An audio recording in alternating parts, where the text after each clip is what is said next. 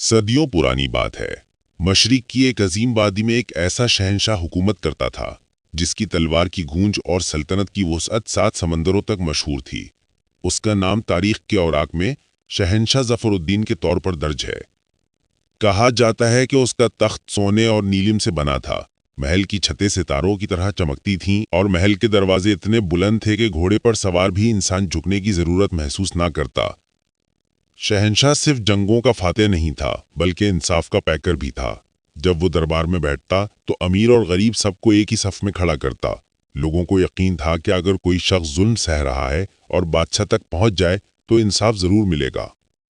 مگر جیسا کہ تاریخ ہمیں بتاتی ہے، طاقت ہمیشہ دشمن پیدا کرتی ہے۔ شہنشاہ کے بھائی، درباری، وزیروں کی سازشیں اور سرحدوں کے پار کے دشمن سب اس کے خلاف خفیہ منصوبے بنانے لگے۔ شہنشاہ ظفر الدین کی ایک کمزوری تھی، اسے خوابوں میں بار بار ایک سایہ دکھائی دیتا تھا جو اسے کسی خفیہ طاقت کے بارے میں خبردار کرتا۔ یہ سایہ کہتا، اے بادشاہ، تجھے جو سلطنت ملی ہے یہ محض تیرے زور بازو کا کمال نہیں بلکہ ایک پر اسرار راز کی حفاظت ہے۔ اگر تو نے اس راز کو کھو دیا تو سلطنت خاک میں مل جائے گی۔ شہنشاہ کئی راتیں جاگتا رہا، محل کے بزرگ مورخین اور عالموں سے پوچھتا رہا، مگر کسی نے کبھی یہ راز کھولنے کی جرت نہ کی۔ سب نے بس یہی کہا کہ یہ بادشاہوں کے خون میں چلنے والی تقدیر ہے، اسے زیادہ جاننے کی کوشش نہ کرو۔ لیکن ایک دن محل کی پرانی لائبریری میں شہنشاہ کو ایک ایسی کتاب ملی جس پر سنہری حروف میں لکھا تھا، سایوں کی سلطنت۔ اس کتاب میں ایک قدیم عہد نامہ درج تھا۔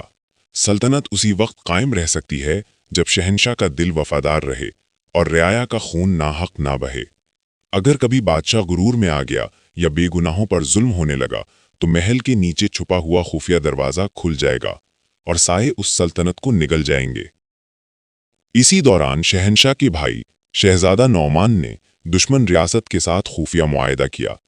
اس نے وعدہ کیا کہ اگر وہ شہنشاہ کو قتل کرنے میں کامیاب ہو گیا تو دشمن فوجوں کے ساتھ مل کر سلطنت بانٹ لے گا۔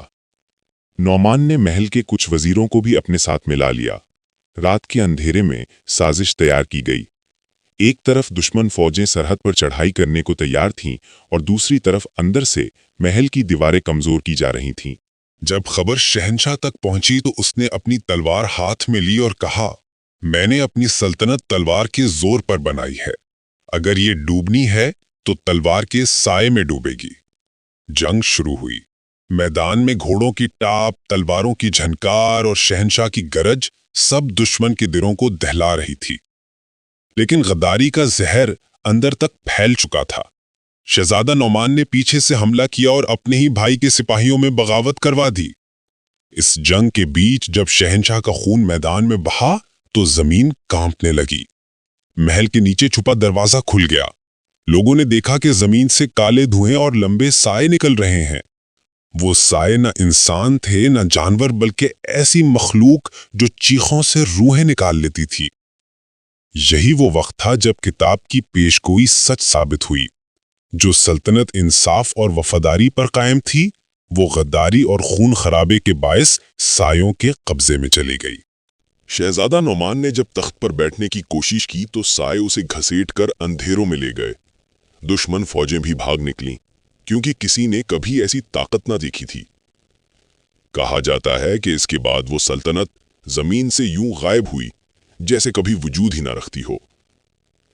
پہاڑوں اور وادیوں میں آج بھی کچھ پرانی کھنڈر ملتے ہیں جنہیں لوگ سائیوں کا شہر کہتے ہیں۔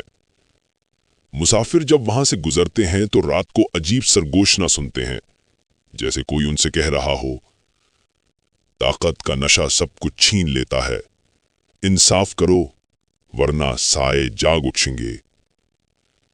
شہنشاہ ظفر الدین کا نام آج بھی تاریخ میں ایک عبرت کی علامت کے طور پر زندہ ہے۔ وہ ایک ایسا بادشاہ تھا جو بہادری میں بے مثال تھا، مگر اپنے قریبی لوگوں کی غداری اور پوشیدہ رازوں کی بھاری قیمت چکا بیٹھا۔